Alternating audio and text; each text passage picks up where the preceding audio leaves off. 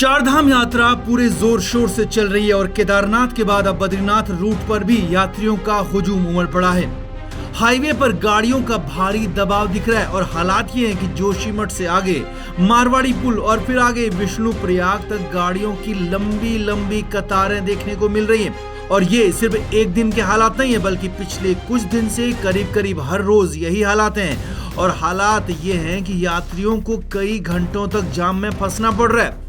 गाड़ियों की संख्या इतनी ज्यादा है कि इसका कोई इलाज भी फिलहाल नजर नहीं आ रहा। बद्रीनाथ में हर दिन 30,000 से ज्यादा श्रद्धालु दर्शन कर रहे हैं और इतने लोगों के बद्रीनाथ तक पहुंचने का एक ही रूट है। और इतना ही नहीं, बद्रीनाथ के साथ ही हेमकुंड जाने वाले भक्तों के लिए भी यही रूट है, यही हाईवे है। लिहाजा यात्रियों की बढ़ती संख्या हाईवे पर मुश्किल बढ़ रही है।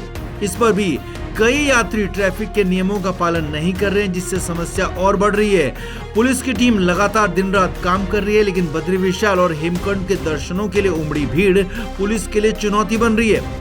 बुधवार को भी करीब 5 किलोमीटर से ज्यादा लंबा जाम लगा रहा। जोशीमठ से बीआरओ कैंप, मारवाड़ी पुल और फिर आगे विष्णु प्रयाग तक गाड़ियों की लाइनें दिखती रही। इस साल बद्रीनाथ धाम और हेमकुंड साहिब में 6,50,000 से ज्यादा श्रद्धालु दर्शन कर चुके हैं। यात्रा के चरम पर पहुंचने के साथ ही हाईवे पर गाड़ियों का दबाव लगातार बढ़ रहा है, जिससे कई जगहों पर ट्रैफिक धीमा पड़ रहा है। प्रशासन लगातार अपील कर रहा है कि धैर्य बनाए रखें और यात्रा नियमों के साथ ट्रैफिक के नियमों का भी भरपूर पालन करें। Bureau report, news page, Joshimath.